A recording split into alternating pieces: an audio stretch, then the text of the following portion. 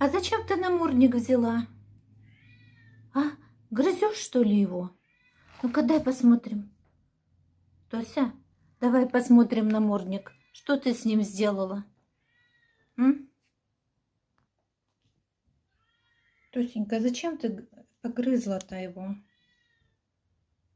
Тут погрызла. Здесь он вообще у нас уже на веревочках. Что это за намордник за такой? Надо веревочки поменять уже.